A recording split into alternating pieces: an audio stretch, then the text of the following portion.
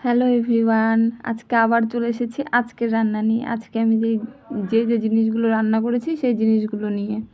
মানে কি বলুন তো, কালকে তো ফার্স্ট এডিট করেছিলাম, তো আজকে এডিট করে বেশ মজাই পেয়ে গেছিলাম। তাই আজকে ভাবলাম যে আজকে আবার একটা এডিট করি। তো সকালে যেহেতু আমি একটা ছোট্ট বাচ্চাদের স্কুলে পড়াই, ওইখানে যেতে হয়, তাই তো তাড়াহুড়োতে বেশি কিছু রান্না করতে পারি না। বেশি কিছু রান্না করতে পারি না বলা ভুল, মানে আমি খুব একটা তরকারি বেশি পদ আর কি পছন্দ করি না। খাওয়ার লোক নেই তো, মাত্র 3জন মানুষ খাই, তাই বেশি পদ রান্না করলে নষ্টই হয়।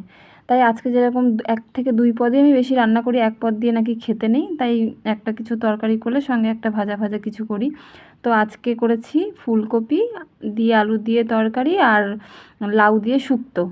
এবার শুক্তো জিনিসটা কজন খেয়েছেন বা না খেয়েছেন আমি জানি না, আমরা এরকমভাবেই শুক্তো করে থাকি, মানে লঙ্কা ছাড়া আর কি। আদা ফোড়ন দিয়ে প্রথমে লাউটাকে সেদ্ধ করে সেটাকে আদা ফোড়ন দিয়ে, আদা সর্ষে ফোড়ন দিয়ে একটা হালকা পাতলা তরকারির মধ্যে।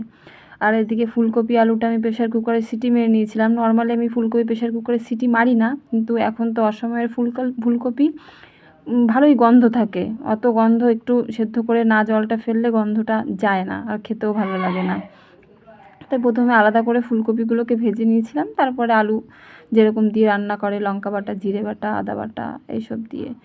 সকালে কোনো রকম এটুকুই করি, আর এসে যদি দরকার পড়ে দুপুরবেলা, আমি তো 10:30 11টার মধ্যে বাড়ি চলে আসি, তারপরে যদি দরকার হয় সকালে খেয়ে দেয়ে যদি কিছু লাগে তরকারি, তাহলে এসে আর একবার দুপুরে করি, নয়তো এটুকু 1-2 পদ দিয়েই আমাদের সকালে আর দুপুরের খাওয়া হয়ে যায়। আর রাত্রের জন্য তো আলাদা রুটি তরকারি করাই হয়।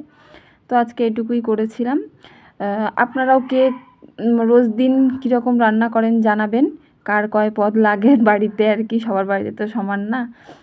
আমার যেরকম 1-2 পদ রান্না করলেই হয়ে যায়। পাশে একটু শসাও রাখি আর কি, স্যালাডের মতো। তো